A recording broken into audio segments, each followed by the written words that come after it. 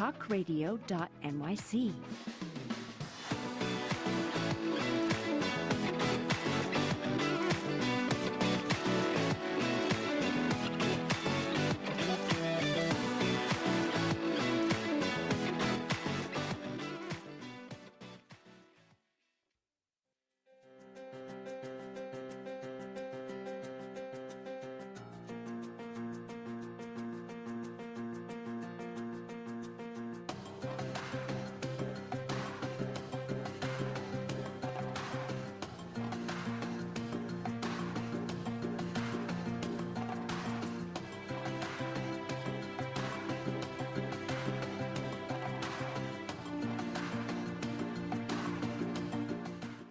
Hey, everybody, and welcome to a new episode of Frank About Health. It is October 17th, 2024, and I think I'm going to take the A train to Sedona. Yeah, that's right. I live in New York City, so I don't really take the train that much since COVID. However, in this particular case, I'm going to take this particular train because it is the name of the book and of the upcoming show on TalkRadio.NYC by my special guest today, Linda Marsanico, who is not just the author of that book, but a spiritual coach. So today, we're going to be frank about spirituality when it comes to mental health, emotional health, just health in general. But it's going to be predominantly a conversation because I'm working with Linda, who's now going to be a co-host with me, meaning we're both hosts on the network.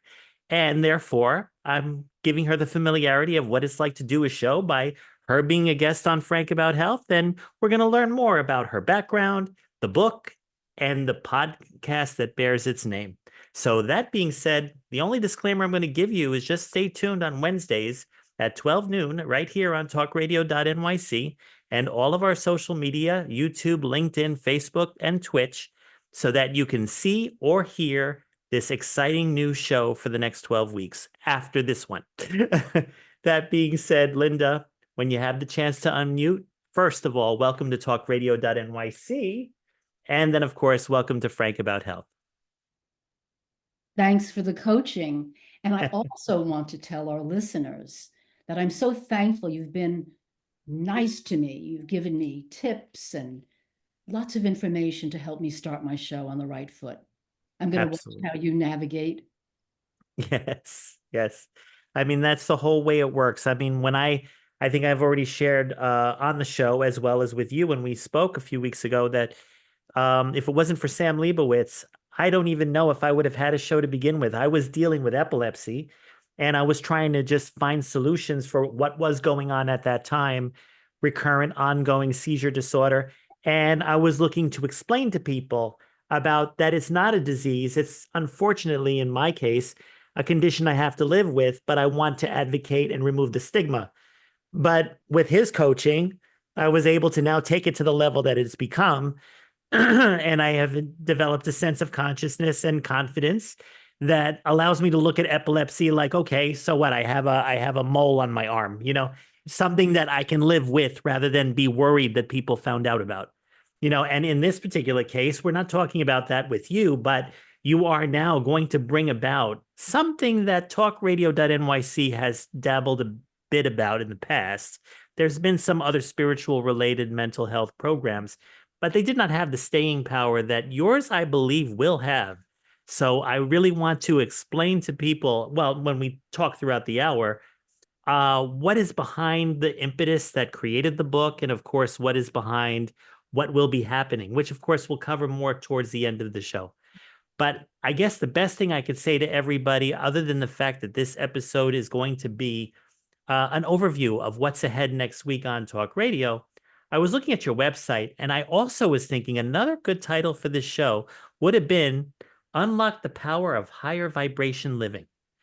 And I got to tell you, the past week, I needed all the energy I could muster. So I guess week. Yeah, it's been no, I'm sorry. What did you say? I said, I know you had a very difficult week. But somehow I got through it much more positively than I anticipated. So I guess it was because of other guests that have been on the show. I've been speaking to them on the side and they were giving me the inspiration. But when I saw that on your website as we were preparing today's show, I'm trying to figure out how you would have advised me. So maybe on one, in either this segment or the next, you'll talk about why you chose that as one of the main pages on your website, because obviously it is how you've begun your whole process in developing spiritual awareness, spiritual education, I presume. And I guess on that note, tell us about your background and what it is that you hope to make everyone aware of in terms of your view on spirituality. Well, I want to tell you why I wrote the book. It was Okay. after 9/11, and I live in New York City, so I had a direct view of the carnage.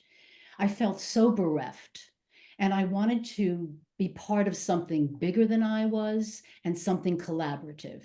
So I reached out and became a member of the Park Slope Food Co-op that was in existence since 1973. It's a United Nations of people. Wow. And I've been a member now for all those years. At the time of 9/11, just before, I was thinking of joining a spiritual group. And so I joined. At first, we met every week to chant, and I learned so much. Mm-hmm. And I also went for spiritual healings. And after this, I had such an experience after months and probably 6 to 12 months that I wanted to share the experience. I wanted to share so that people could learn from me because I was on the local train, the C train. And I'm hoping that my readers will get on the A train. It took a long time for me to get to where I am. And I realized that this is my incarnation and my path. But Right. I'm here as an elder to coach to help younger people become more efficient. In the book, I wrote 12 tips. Some of them are having an attitude of responsibility to be acting, not blaming other people, having an Mm-hmm. intention to be on the path, understanding what your thoughts are. And it goes on 12 tips. I love the number 12. And so I also wanted to have my voice be heard. Yes. I, asking about my background, was a Mm. very quiet child, the Wow. oldest of four, and they Mm-hmm. were rambunctious. So I Mm-hmm. became an observer. And of course, I became a professional where I listened for a living. I Mm-hmm. soon grew itchy to have my voice be heard and also to make a difference. Yes. No, I understand. So Sedona was actually a metaphor for what you were dealing with post 9/11. You were Well, trying to get to a better place, and Sedona represents that better place. Sedona, I lived in Sedona for about, I actually traveled to Sedona and had a home in Sedona for 13 years. I see. Um, the idea about the A train to Sedona is that through the book and through spiritual growth, we can internalize the beauty and the tranquility of Sedona and have it in our Mm. heart. Now, have you ever been to Sedona? It's upstate New York? Sedona, I'm sorry, is in Sedona, Arizona. It, Oh no, believe it or not, I'm hating to admit this. I've never even been to Arizona. I mean, I didn't even know about Sedona until about 9/11. People knew about Mm. it from the 60s. I was clueless. They have red rocks, which are so beautiful. Mm. And you sit and meditate on the red rocks and you feel very high. You develop the meditation more deeply. You get into multidimensional space. Mm. I remember one time I had been at one of the vortexes. I got into my car. It was must have been summer because the window was open, and my glasses fell out of off my face, out of the car, and onto the ground. Wow. And I said to myself, I'm being reminded to ground myself because I was getting into a car. Hmm. Car is a vehicle of great importance, and you have to Yes. be very careful. It's now some people don't feel the energy at all, but Hmm. very affected by it, and you feel like you're high on something. It So depends on if you're the driver or the passenger. maybe if you're the driver, you have to sit out for a while. Yes. So through the book and through the exercises, the idea is to internalize that tranquility and Right. have it for yourself that no one can take away. Yes. Yes. Wow, that's interesting. So let me ask you this. I definitely needed to find moments of tranquility within the last 3 days. It was like observing, I guess, levels of Alzheimer's disease and dementia and the pathology in terms of interrelating. And Mhm. I had to put myself in the frame of observe, learn, and react accordingly. Yeah. But that wasn't more spiritual, it was more cognitive. So, how would you relate my experience on a spiritual level? Like maybe if we had spoken about my circumstance, you would have probably been able to advise me on how to further cope with that moment or those moments, really, but on a level that probably I haven't fully tapped into. What would be your recommendation there? I might suggest that you remain in the moment. Yes, the power of now. That I was focused on. Yes. Very, very powerful to follow what's going on, not go into your mind about the past or the future. I would probably say to meditate prior, Yes. build up a sense of, I don't know, equanimity so that you can be calm through this. Yes. I would might also suggest that you think of yourself as having a walking meditation as you're going through. You're with your relative and you're moving and you're in the moment, and every step that you take, you can imagine you're touching the earth below where you are in the large building that you're in. Right. Right. And breathing is so important. Mm-hmm. Breath. My favorite breathing technique is breathe in 4, hold for 4, and exhale for 8. Mm. And that relaxes, that brings in the parasympathetic nervous system Yes. to cushion the sympathetic nervous system. It Mm-hmm. reduces blood pressure, reduces your pulse, and oxygenates your cells and allows for a very calm feeling. So I would Yeah. suggest some of those things.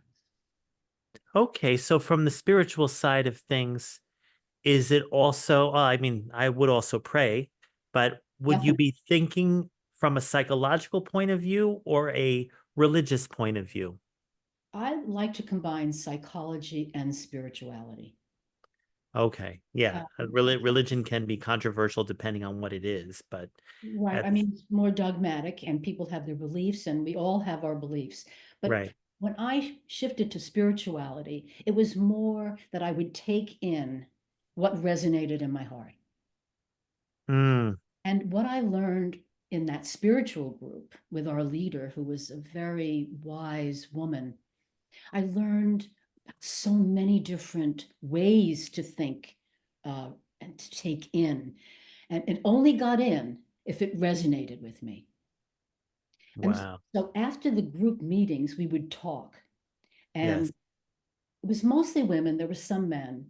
Mm-hmm. They were talking about things I had never heard of before. It was like I was Chinese and they were Russian. So I thought, I have to read. I want to read. And I voraciously read. Yes. And I learned a lot about the things that are part of my heart now. Well, we're about to take our first break, but when we return, I also want to know how 9/11 impacted this direction where you ended up riding that train to Sedona. So everyone, please stay tuned as right here on Frank About Health, we are talking with Linda Marsanico about the A Train to Sedona, both the book and upcoming podcast right here on talkradio.nyc. We'll be back in a few. Are you a conscious co creator? Are you on a quest to raise your vibration and your consciousness? I'm Sam Leibowitz, your conscious consultant, and on my show, The Conscious Consultant Hour Awakening Humanity, we will touch upon all these topics and more. Listen live at our new time on Thursdays at 12 noon Eastern Time. That's The Conscious Consultant Hour Awakening Humanity, Thursdays 12 noon on TalkRadio.NYC. Are you a high-achieving, growth-oriented leader? Are you interested in developing your authentic leadership while creating a healthy, inclusive workplace? Hi, I'm Dr. Mira Brancu, host of The Hard Skills on TalkRadio.NYC at 5 p.m. Eastern on Tuesdays, where we discuss how leaders develop the hard skills needed to make a greater impact. We interview experts, have live coaching, and tackle these challenges. Listen to The Hard Skills on Tuesday at 5 p.m. Eastern on TalkRadio.NYC. If you don't have your health, what do you really have? It's time to feel good in your body and shift from struggle to ease. Hi, I'm Elizabeth Tripp, your host of Nourish the Soul, where we explore the sacred wisdom of your body while you sit back, relax, and go on a journey of self-discovery. Join me every Tuesday at 6 p.m. Eastern Standard Time to awaken your heart, transform your well-being, and unlock a deeper understanding of yourself. You're listening to Talk Radio NYC. Uplift, educate, empower.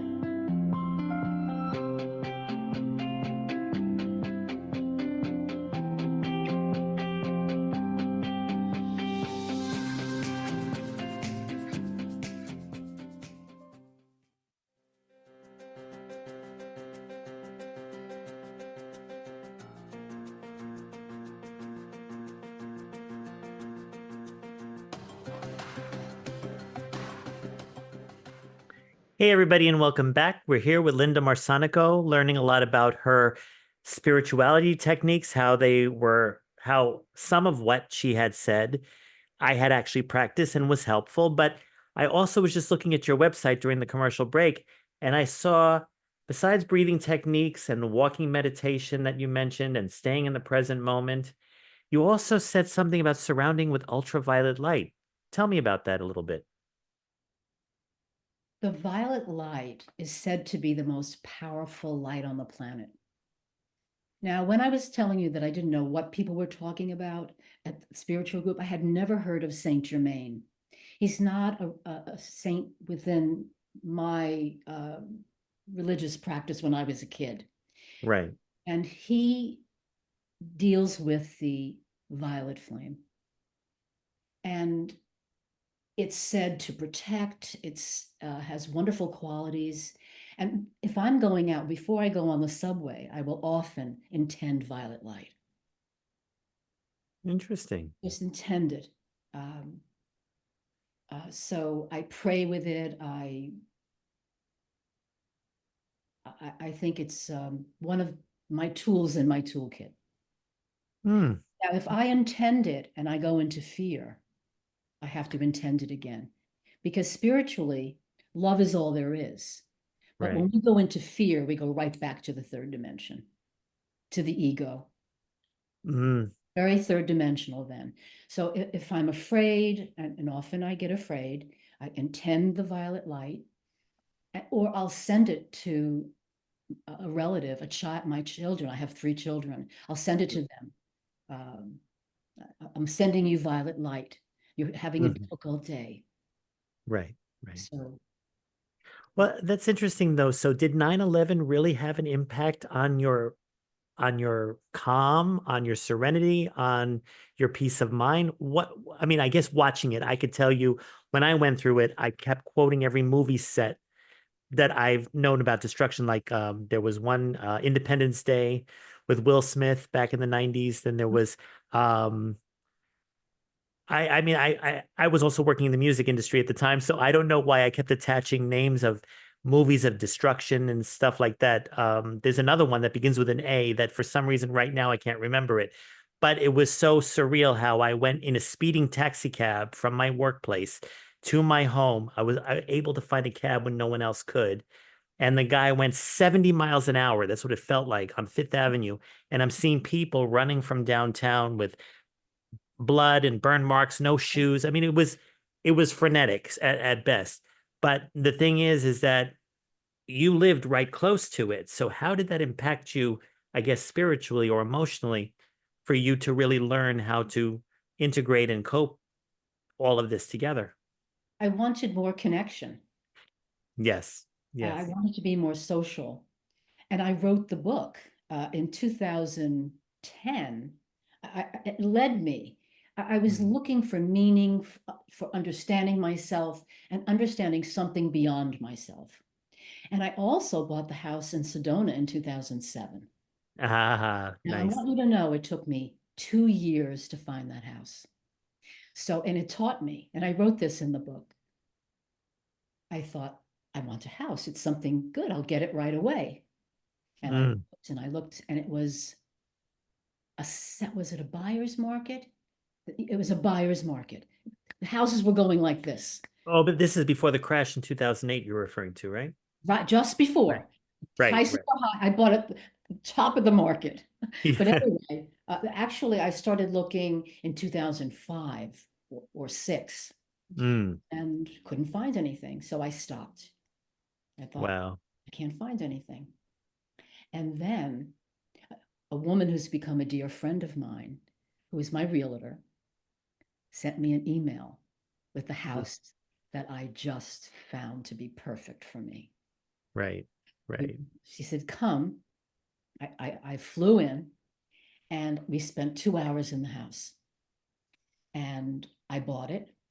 Mm-hmm. And it was a very happy moment for me. But the point is, when I couldn't find something, I thought, what's wrong?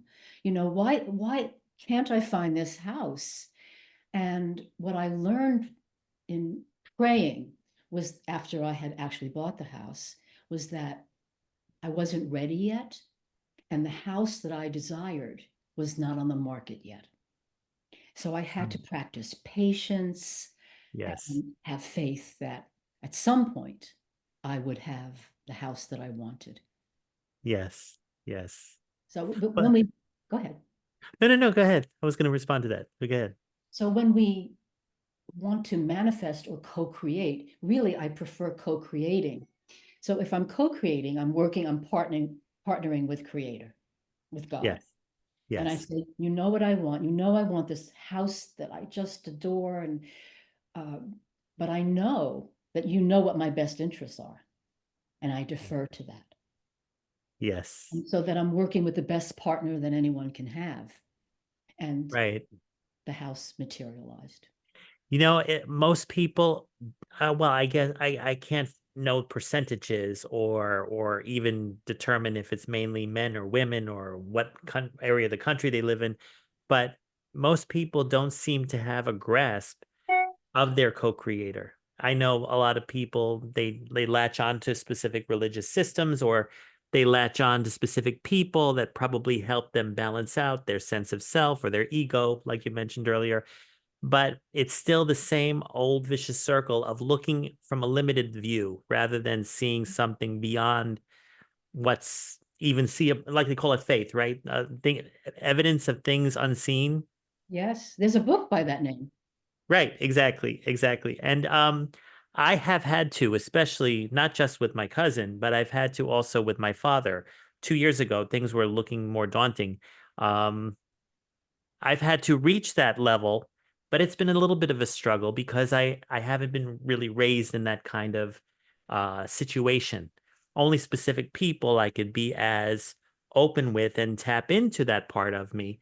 But because it was fragmented or inconsistent, I was never able to access it from within without doing some additional research first. So I guess what you're describing, not just from your own experience, but also from what you probably write about in the book, is that that journey was triggered first by the events of 9/11, but then it also made you really look within to Yes, be able to find your co-creator even when you are physically alone, yes, so that you would be able to sustain that state of mind and that sense of connection even if there was no one else in the room with you, correct? yes. I talk to God all day long. What do you think about this? If I should do this, what do you think? Thank you so much for this help. And it goes on.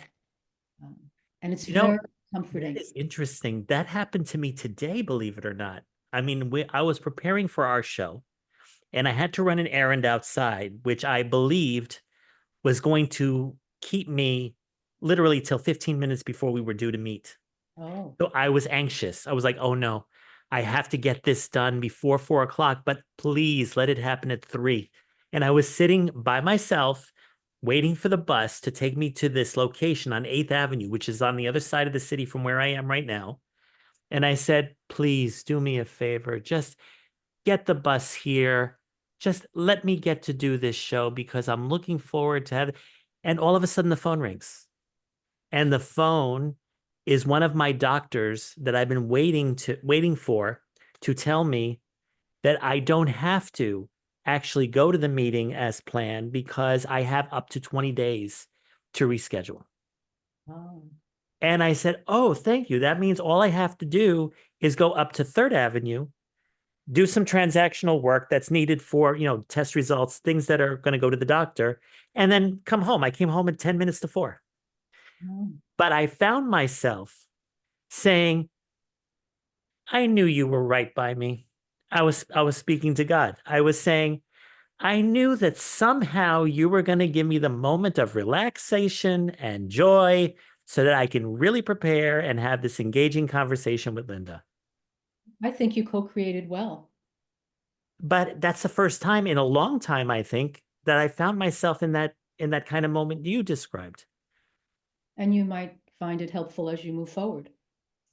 Well, I'm going to I've been told I have a photographic memory. Sometimes I don't think so, but I am definitely going to take that experience I had and keep bringing myself into the memory of it whenever I find myself again in a panic state or a vulnerable state, especially if I'm worried about time passing or not being as resourceful enough for anything like doing our show. You can grow that. You'll be more apt to use it. You'll be more successful at it.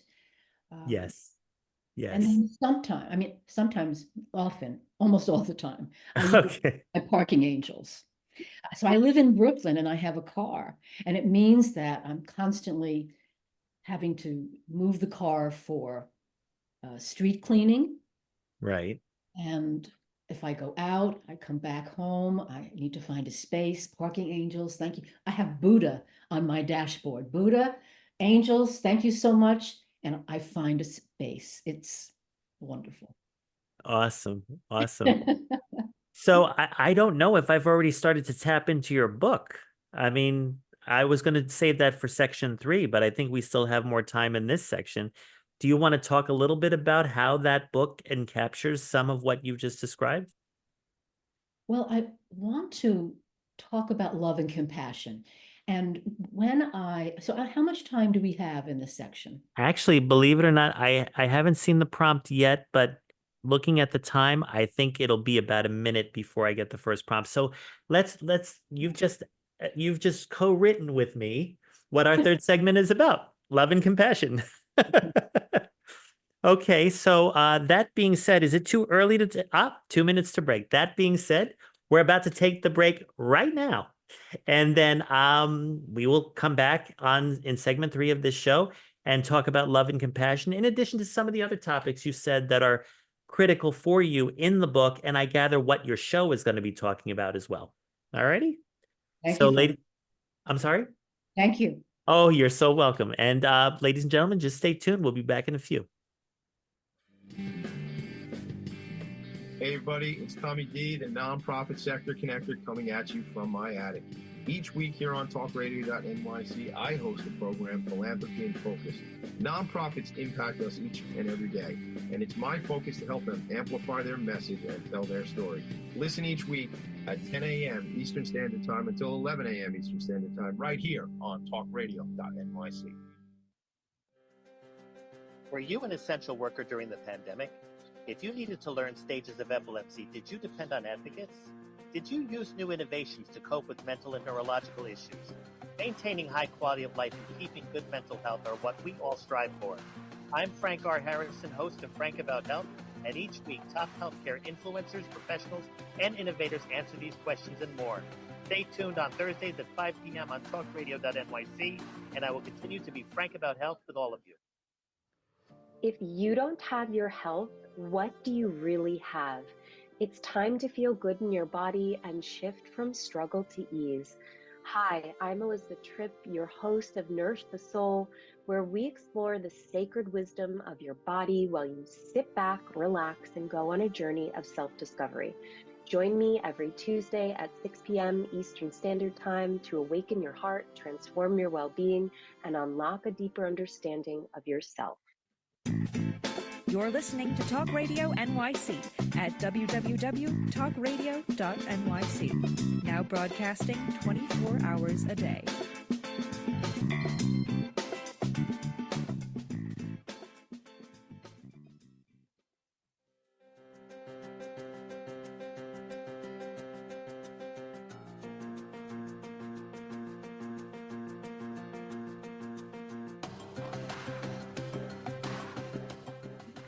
Hey, everybody. So for those of you who just saw during the commercial break, I showed the Amazon page where you can purchase the A Train to Sedona, but that's not the only place you can get it. You can get it on Linda Marsanico's website, lindamarsanico.com. You can also get it at some other specialty bookstores that are available. Just Google the name of the book, The A Train to Sedona, and you could find different prices that is suitable for your budget. But I gather this segment is going to discuss the contents of that book. And as we said in the last break, love and compassion is definitely one of the key segments.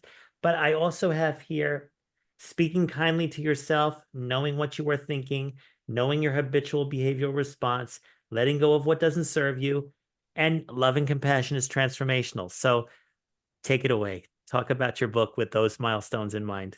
Thank you, Frank. You're welcome. In 2013, I developed my website, and I knew it was going to be a spiritual website, but I didn't know from what perspective I would look at the topic. It took me about 6 months, and I saw it's going to be about love and compassion, because when we're loving and compassionate, we're spiritual. Now, I want to say that I think of love and compassion as soul sisters. And I compared it. I did a blog. I compared love and compassion to a hard-boiled egg. And I said, in a hard-boiled egg, you have the yellow and you have the white. You can describe them separately. They're developed separately. But if you take one out of the egg, you don't have an egg. Right. So when I say love and compassion, I'm really feeling that it's the same. When we're loving and compassionate, we're spiritual.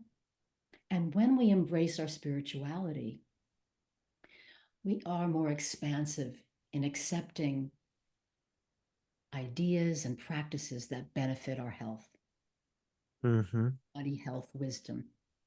Yes. Now, we can choose to be loving rather than be fearful, but we need to work at it. As I mentioned before, love is all there is in spiritual terms. Right. In third dimension, there's fear and there's the ego. And it's up to us to tame that ego, to tease out who we are and what we need to work on. Right. And what we have are interactions. They're grist for the mill of growth. So we have many interactions. We're interacting with people all the time. And then we have reactions to those interactions. We can ask ourselves, what does it, instead of blaming someone for something, what does this interaction say about me? What can I learn? As we ask the questions, we get into the journey inward, because we want to go to the core of love within ourselves where Creator exists. Yes. We're always wanting to choose compassion. If we fail, we pick ourselves up, dust ourselves off, and try again a little differently. And the universe is going to help us by sending lots of opportunities that will be challenging, not just to punish us, but to help us to grow. Right. So we can choose to be compassionate. And in the book, There are times that I am compassionate, and there are times when I'm not compassionate. And there are two situations which are very similar with different results, and I'd like to read it to you. Sure. Okay.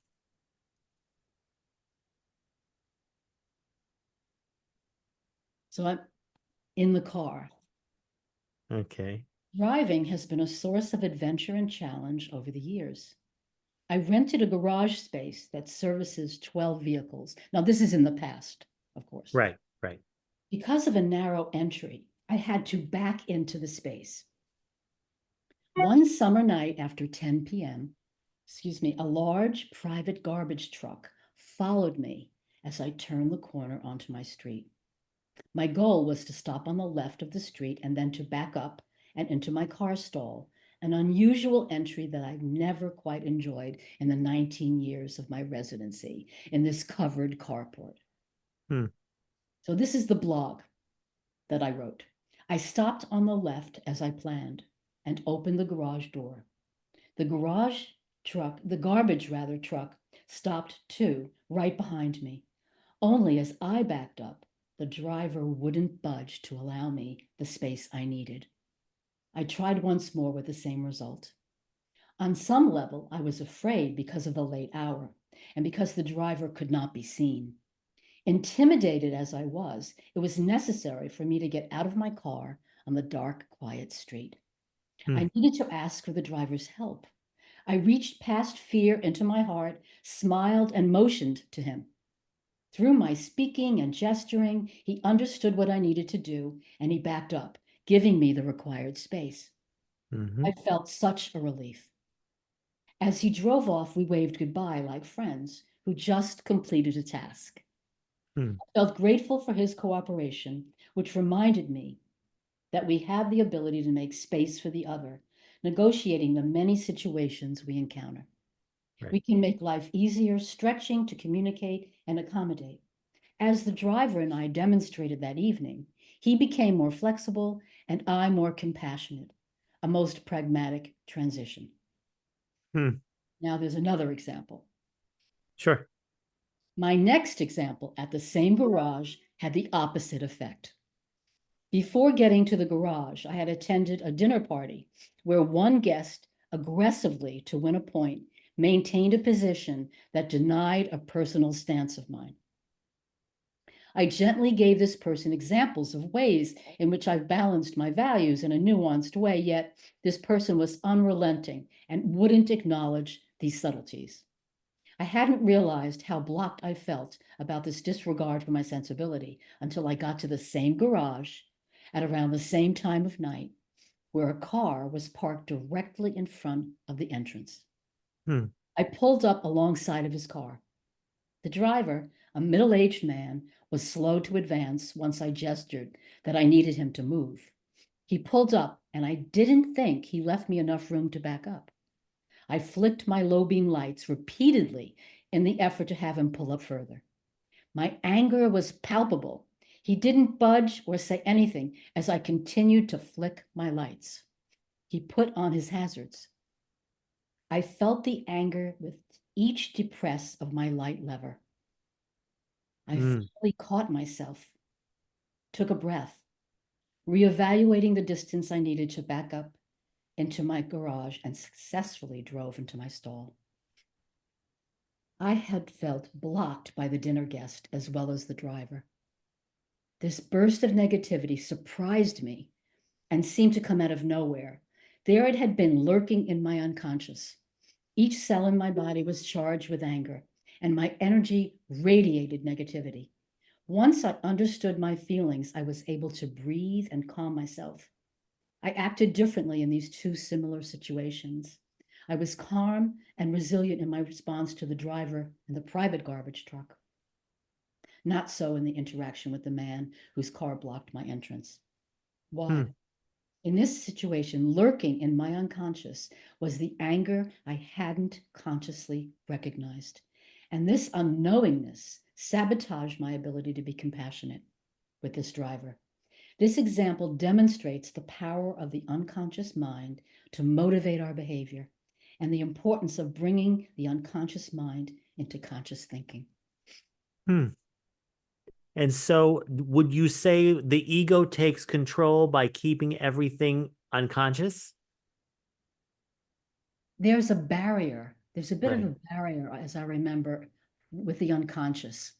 And Mhm.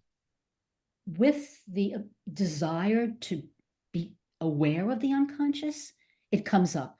If you make, the way you talk to God and said, I'd like to get back in time, Yes. make a request to know, and you are ready to know, more and more information comes up in dreams, daydreams, slips of the tongue.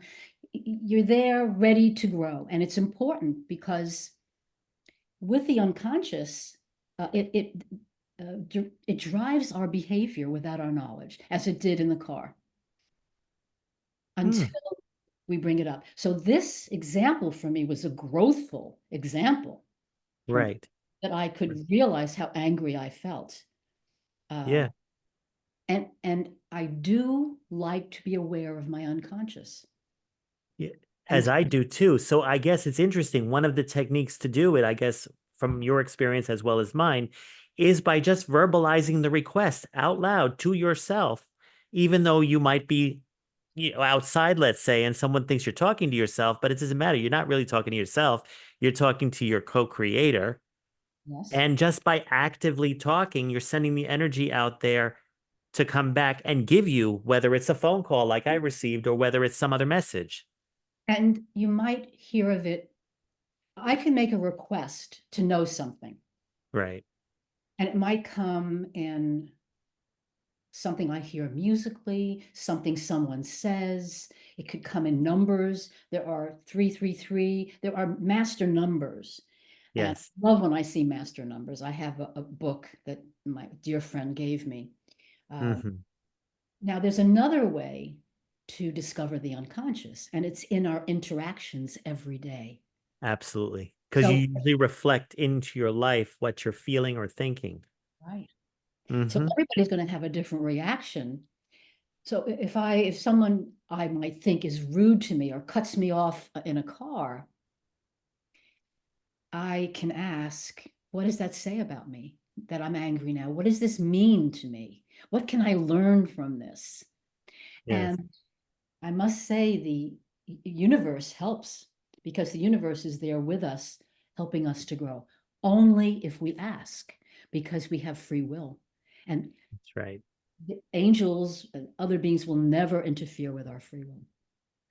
So would this say that part of your own individual practice while writing the book and living through these examples that you wrote about is that you've been kind of like a energy healer, or you practice energy healing? I do actually. I do Reiki and Ah.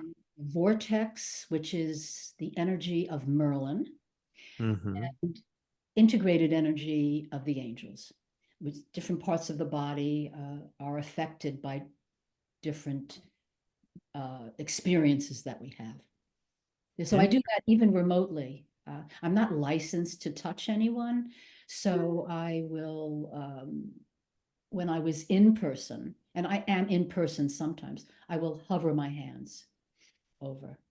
I Mm. actually put my hands on my kids on their knees, because it's a very warm, wonderful feeling, the Reiki. And then I give also, I intend for the vortex and the integrated to go to. Well, we got a comment. Reiki is the only thing that helps with my chronic migraines. Wonderful. I'm wondering how she holds, whether she holds it like this. Um, but it's a wonderful, I believe it's a pink energy. So Yes.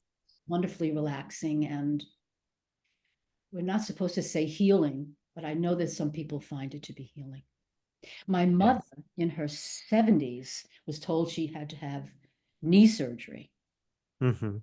And my father, so loving he was, would put his hands on her knees Oh, often. She awesome. never had the knee surgery.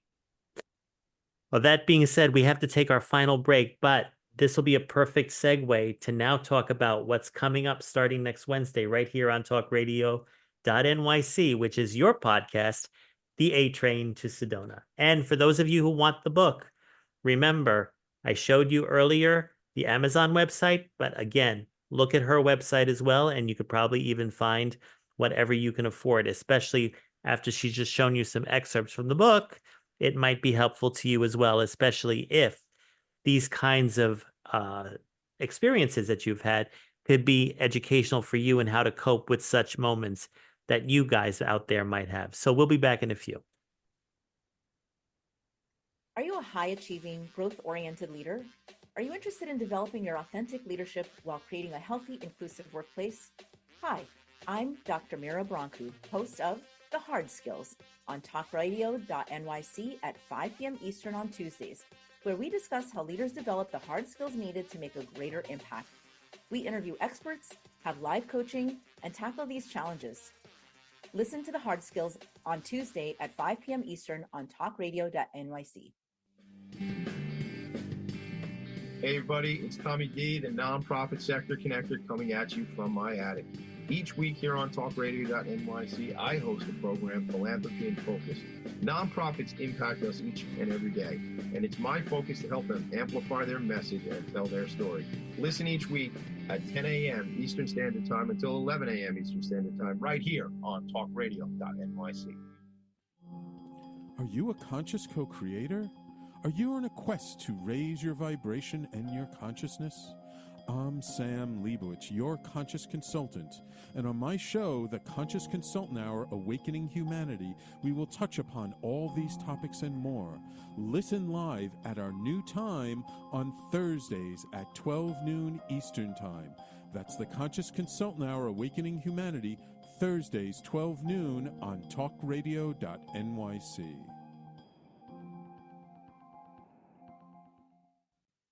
You're listening to Talk Radio NYC at www.talkradio.nyc. Now broadcasting 24 hours a day.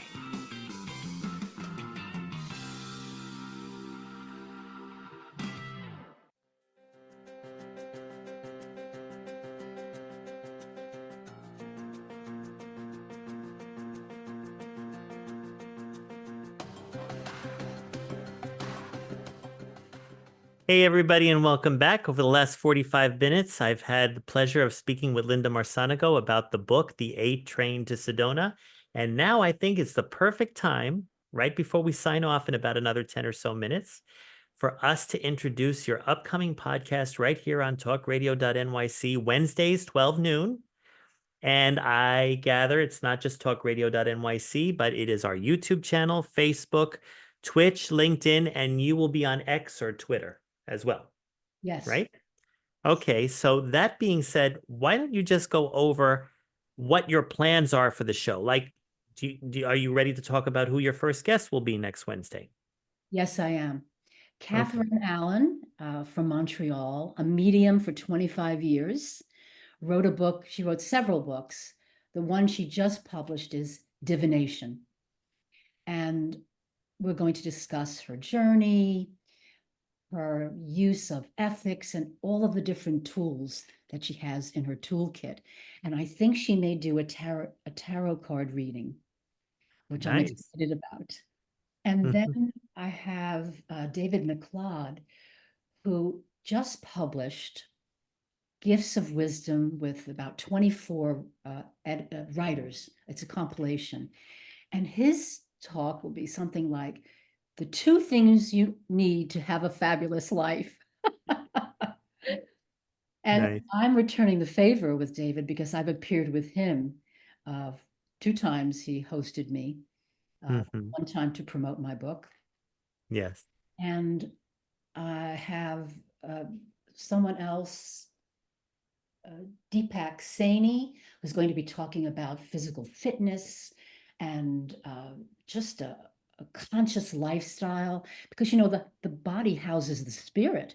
We need that body to keep us alive. We need to treat it well, and he has lots of techniques.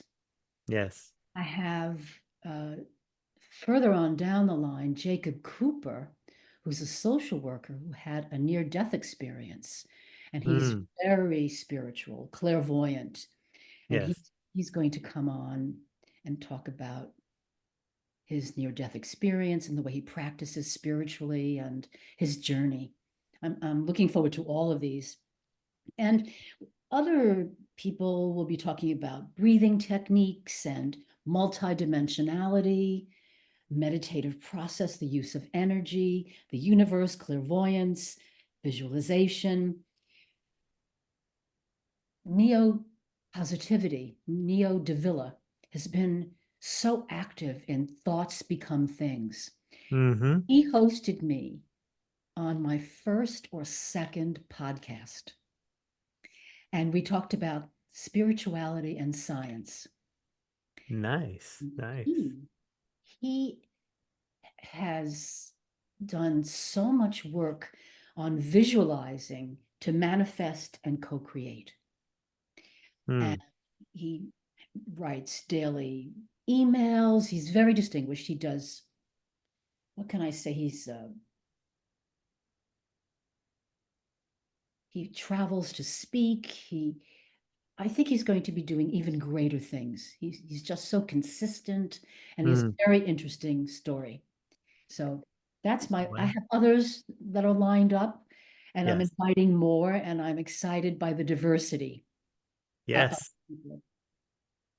I mean, the way you sounds like you're structuring the show is almost like a practice. I mean, do you have your own kind of practice that does this, or will you be able to bring your practice model and hopefully attract the audience as people that can learn from this type of spirituality and self-development and being in touch with your co-creator through the show itself?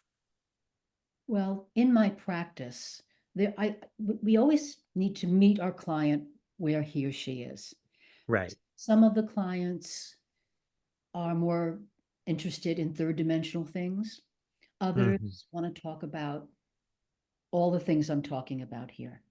Multidimensionality, meditation, other lifetimes, because Jacob Cooper, had the NDE, certainly believes in other lifetimes. So it just depends upon the person. I always respect where the person is. So I can talk about Reiki, I pull angel cards, and I pulled one, and we hadn't pulled a card with this client and I for years because we've been COVID and we've been remote. So I thought, well, why can't we do it remotely? You tell me how to cut the deck, tell me what card you want. And we did it. It was great. I did it twice recently. I may do it some more. Awesome. Because the angels work with us too. So it will follow. I think it has to evolve. Right. I have to find my voice because I've been wanting to be on radio, I have to say, all my life. Yes. And so now that I am, I can use that. Oh, absolutely. And the irony is COVID did make us all evolve into the virtual reality with everyone that we deal with. In fact, this TalkRadio.NYC has its original name, Talking Alternative Broadcasting, which was an actual in-studio radio network. And I had started Frank About Health in that iteration of the station back in 2016, where we had speakers on, we had microphones hanging, people calling in. None of it was visual at the time.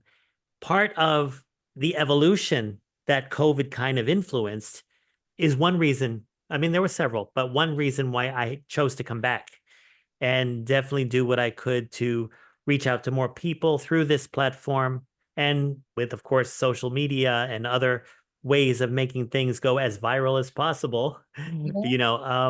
I guess maybe that's what we will all experience with the A Train to Sedona starting next Wednesday. Wouldn't that be lovely? Yeah. No, I mean, and you have Wednesday to yourself, so who knows? Things can spin from there. Is that a good thing to have Wednesdays all by myself? I guess it depends. Because historically, I've seen the network go through different shows over the last 3 years that I've been broadcasting Frank About Health.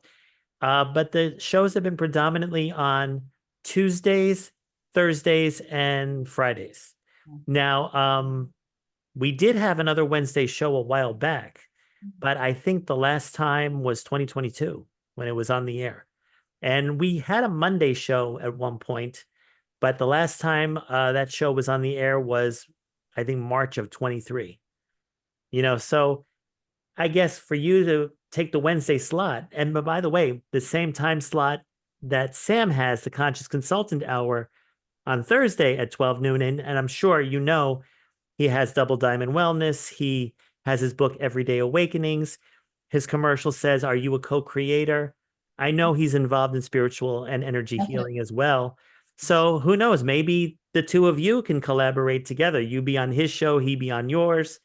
I mean, believe it or not, when I started with the network, I was on his show first. And then, of course, I launched Frank About Health, which is why I stay on the same day he airs. So he's on at 12 and I'm on at 5.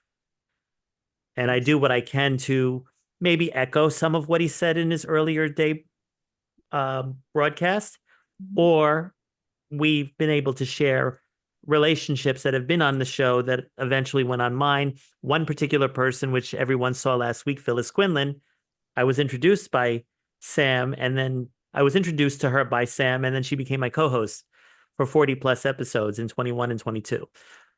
So I like his dynamic of how he's built TalkRadio.NYC into how it has evolved.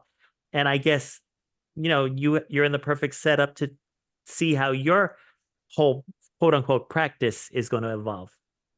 Is appearing. He's my third guest. The third. All right. Well, you already have a new audience member here, so I'll have to stay tuned for all of your guests. Wow, I didn't realize we only have 1 minute to ending. Well, okay, ladies and gentlemen, the only announcement I'm going to make is that next week's guest on Frank About Health is going to talk about the soul. So I guess I'm on a quest this month to really reach into my inner devices that I have not been using as effectively until now. If you remember, 2 weeks ago, we were advocating Breast Cancer Awareness Month. And then last week, I had Phyllis Quinlan come back to show that there's help for caregivers. And today, Linda, who I'm now welcoming again to TalkRadio.NYC next week, is segueing a new topic that I've never talked about on Frank About Health, which is soul. And then I'm going to end the month with Mr. Ben Lytle. If anyone out there remembers, he was on here talking about The Potentialist. Well, his new book came out on October 5th, I believe, and we're going to talk most about that. And let's just see how October can end, especially on Halloween, because I think that's my last broadcast for October, where, from what I've learned from you today, how I can use those gifts to really further evolve and reach my co-creative potential as I continue on with Frank About Health. So thank you so much, Linda, for being on the show today. I look forward to your new show debuting next Wednesday. And remember, everybody, where you can buy the book. People can reach out to Linda through lindamarsanico.com. You can contact her there, find out all about her background, find out information on the book, read her blog. And then, of course, if you have any questions for me or of what else is coming on Frank About Health, just email me at frankrharrison1@gmail.com. And I guess I'm just going to sign us all out right now. And thank you so much. Oh, you're very welcome. And thank you, Logan, behind the scenes for everything you're doing. And I guess we'll see you all next week. All right. Take care.